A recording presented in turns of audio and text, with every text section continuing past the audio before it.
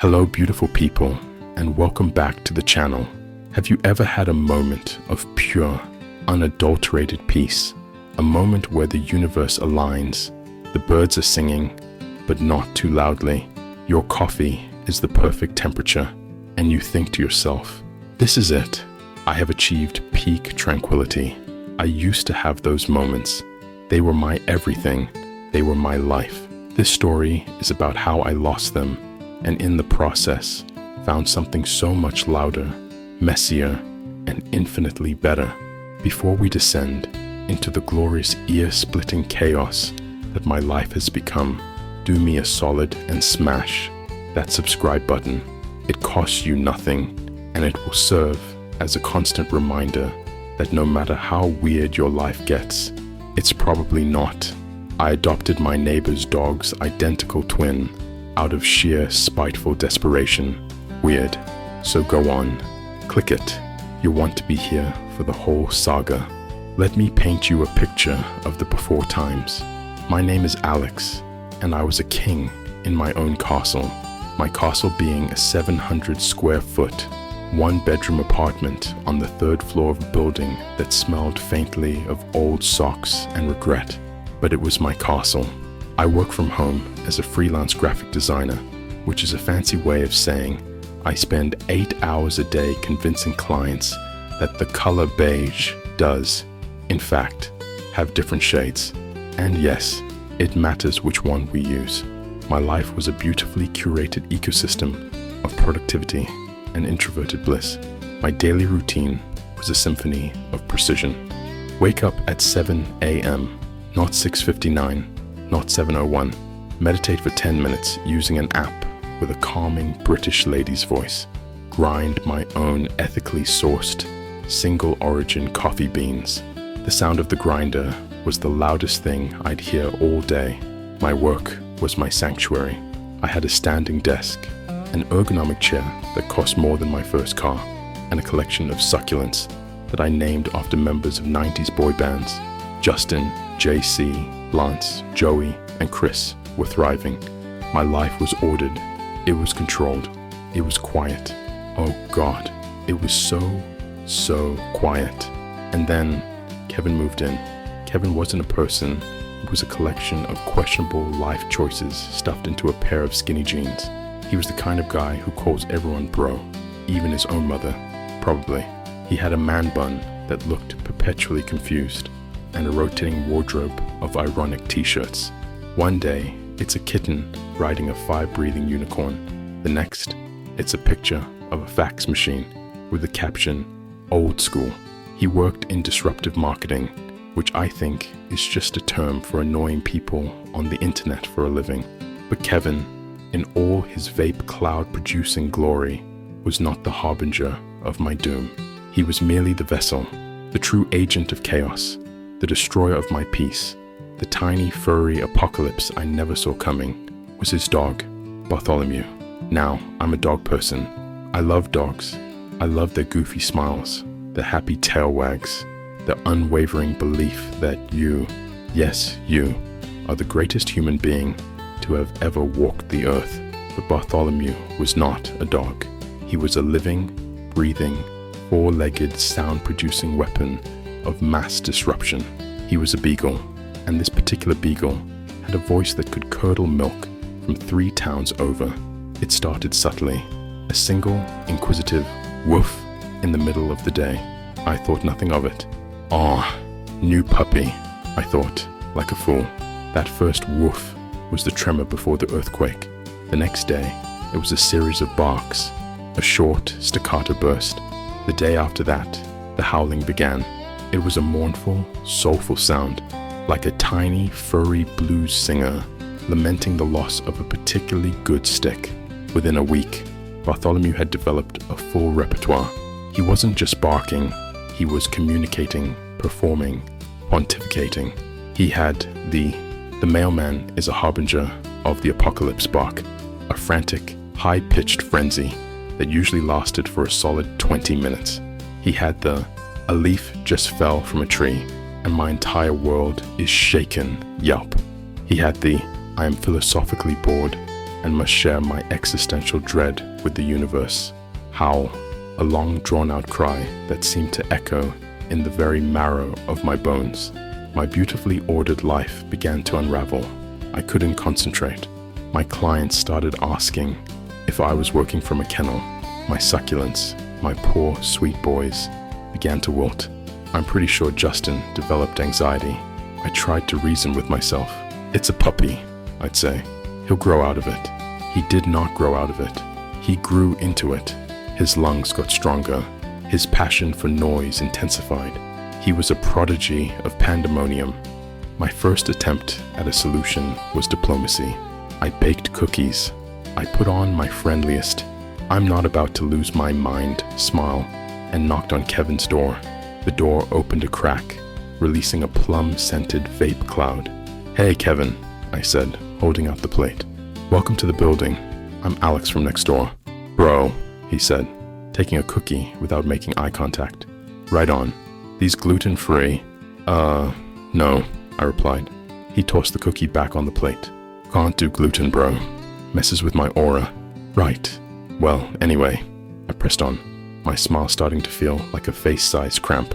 "I just wanted to mention your little guy, Bartholomew. He's got a lot of spirit." Kevin beamed with pride.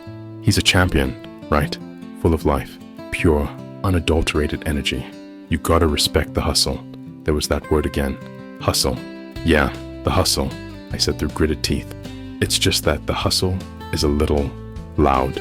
I work from home, you see, and the walls are, paper thin." Kevin finally looked at me, a glimmer of understanding in his eyes. For a second, I thought I'd gotten through to him. He put a hand on my shoulder. "Bro," he said, his voice full of sincerity. "I get it. You're just not on his wavelength. You need to open your chakras to his energy. Let the sound wash over you. It's like primal, I went back to my apartment, cookieless and chakraless, and realized diplomacy was not going to work. Phase 2 was technology. I bought noise-canceling headphones, not the cheap ones. I bought the kind that astronauts probably wear, the kind that promised to create a cocoon of silence. They worked for about an hour, then the battery died. And even when they were working, I couldn't just hear the barking anymore. I could feel it. The vibrations traveled through the floor, up my ergonomic chair, and into my very soul. Phase 3 was architecture, or my sad attempt at it. I soundproofed my apartment. I watched hours of YouTube tutorials. I bought foam panels, acoustic sealant, and something called a door sweep. My apartment went from minimalist chic to deranged recording studio. I looked like I was living inside a giant egg carton. It didn't work. The barking somehow seemed to get louder, as if Bartholomew knew I was trying to silence him and took it as a personal challenge. I was losing my mind. I started having dreams set to the soundtrack of howling beagles. I couldn't tell the difference between a real bark and a phantom bark. I was a shell of a man, fueled by caffeine and rage. My days a blurt of client revisions and canine-induced misery. I complained to the landlord, a man named Mr. Henderson, whose only job, as far as I could tell, was to cash rent checks and avoid any and all forms of conflict. He listened to my desperate plea, nodded sympathetically, and said, "Well, the lease does say pets allowed. Have you tried talking to him?" I almost wept. The breaking point came on a Tuesday. I had a huge deadline for a major client, a complete rebranding for a company that sold, I kid you not, artisanal toothpicks. They were paying me a ridiculous amount of money, and I had to be on a video call with their entire board of directors at 2 p.m. At 1:55 p.m., Bartholomew began what I can only describe as his magnum opus. It was a symphony of suffering, a concerto of chaos. It was every bark, yelp, and howl he had ever produced, all rolled into one continuous, deafening crescendo. I joined the call, sweating. "Hello, everyone," I said, my voice an octave too high. "Bark, howl, yip, woof," went Bartholomew. The CEO, A stern-looking woman with glasses perched on the end of her nose frowned. "Mr. Davies, is everything all right? It sounds like you're in the middle of an animal attack." "No, no," I laughed, a crazed high-pitched giggle. "That's just my neighbor's passion project." "Woof! A row!" I was doomed. My career was over. I was going to be fired, evicted, and left to wander the streets, haunted by the ghost of 1,000 barks. That night, I couldn't sleep. I sat in the dark, my egg carton walls seeming to close in on me, listening to the relentless soundtrack of my failure.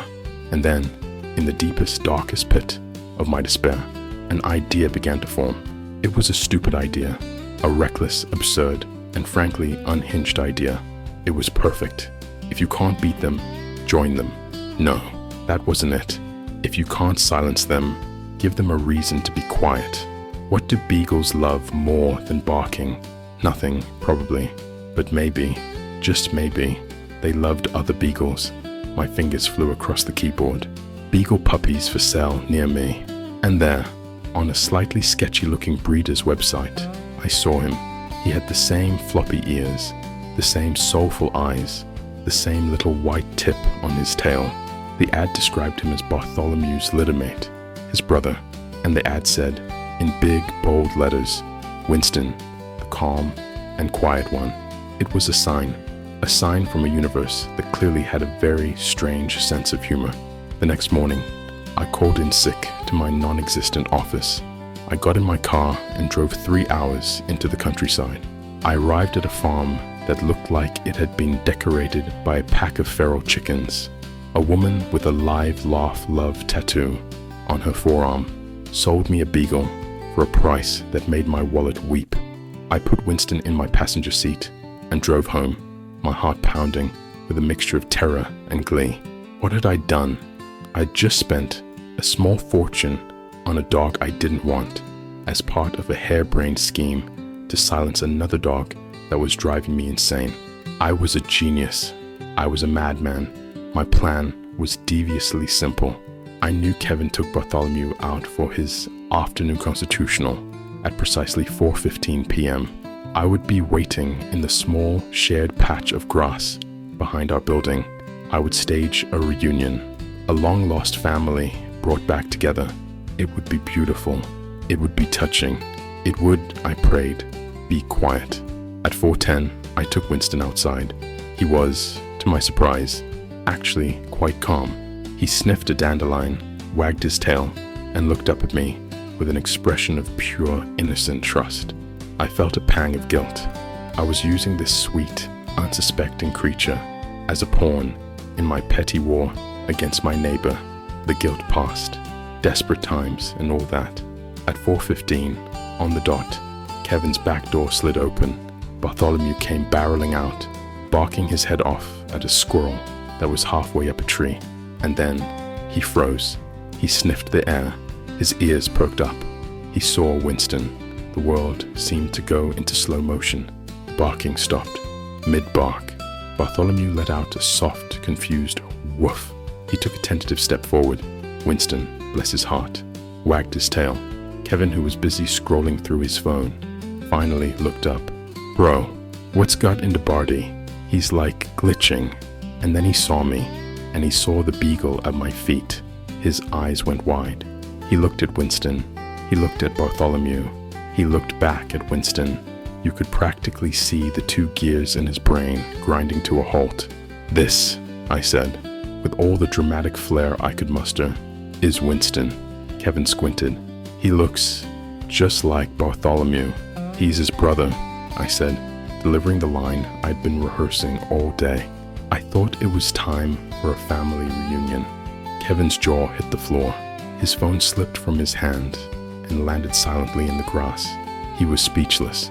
For the first time since I had met him, Kevin was utterly, completely silent. And so was Bartholomew, and so was Winston. The silence was deafening. It was glorious. It was the most beautiful sound I had ever heard. The 2 dogs, separated by a chain-link fence, were now whining softly, their tails wagging so hard their entire bodies were wiggling. They weren't barking, they were communicating in a way that didn't involve shattering my eardrums.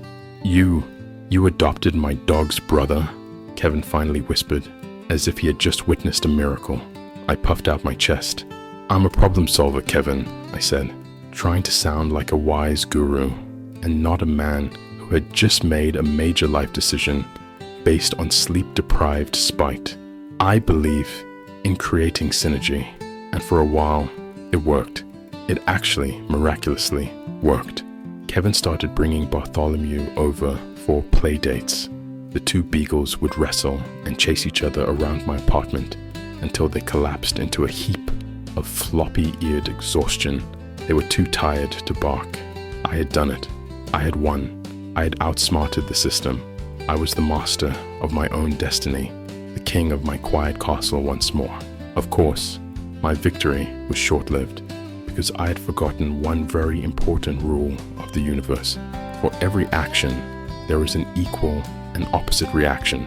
I had solved the barking problem, yes, but I had created a whole host of new, even more ridiculous problems. Winston, calm and quiet one, was a lie, a beautiful, tempting lie. He wasn't a barker, that was true. He was something far worse. He was a silent, calculating genius of mischief, an escape artist, a furry little Houdini. The first week, he figured out how to open his crate. The second week, he learned how to open the refrigerator. I came home to find him sitting on the kitchen floor, covered in yogurt, looking very pleased with himself. He could climb. My God, he could climb. He scaled the curtains like they were Mount Everest. He treated my bookshelves like a personal jungle gym. He once managed to get from the sofa to the top of the kitchen cabinets, a feat of athleticism that defied the laws of physics. I had to coax him down with a piece of cheese. And Kevin, oh Kevin, my victory had transformed me in his eyes. I was no longer the weird, grumpy guy next door. I was the dog father, the beagle whisperer. He started coming to me for advice on everything. "Bro," he'd say, knocking on my door at 7 a.m. "Barty didn't finish his breakfast. You think he's having an existential crisis. Bro, Winston's tail is wagging more to the left than to the right today. Is that like a sign?" I had inadvertently become the co-parent of two of the most emotionally complex and physically destructive beagles in human history. My apartment was no longer my own. It was a dog park. My minimalist decor was now early American chewed. My succulents were all dead. Justin, JC, Lance, Joey, and Chris were gone. In their place were half-eaten chew toys and a fine dusting of beagle hair. My life was no longer a symphony of precision. It was a free-form jazz odyssey of chaos. And you know what? It was kind of wonderful. Winston, for all his destructive tendencies, was also the cuddliest creature I had ever met. He would burrow under the covers at night and press his warm little body against mine. He would rest his head on my lap while I worked, letting out soft, contented sighs. And watching him play with Bartholomew was pure joy. They had a secret language, a bond that I could never fully understand, but was beautiful to witness. They brought out the best in each other, and in a weird way, they brought out the best in me and Kevin too. We were a team. We had to be. We'd coordinate walk schedules. We'd go on trips to the dog park together. We once spent an entire Saturday building a more secure, Winston-proof fence in the backyard. We were united by a common cause, keeping our two furry little agents of chaos safe, happy, and reasonably contained. I learned more about Kevin than I ever wanted to know. I learned that his real name is Steven. I learned that his disruptive marketing job was actually quite stressful. I learned that he got Bartholomew because he was lonely, and I realized that under the bro speak and the man bun, he was just a guy trying to figure things out, same as me. My quiet castle was gone. My ordered life was a distant memory, but my apartment wasn't just my apartment anymore. It was a home, a loud, messy, chaotic home filled with the sound of happy paws, the occasional, and now, somehow endearing, woof, and the laughter of an unlikely friend. So what's the morale of this long, strange story? Maybe it's that you can't control everything, and that's okay. Maybe it's that the best things in life aren't things at all, but the messy, unpredictable relationships we build along the way. Or maybe, just maybe, it's that if your neighbor's dog won't stop barking, the sanest, most logical solution is to buy another dog. Thanks for sticking with me through this epic tale. If you enjoyed this journey into madness and want to see more of Winston and Bartholomew's adventures, and trust me, there are many, make sure you're subscribed to the channel. Hit that button, and I'll see you in the next video.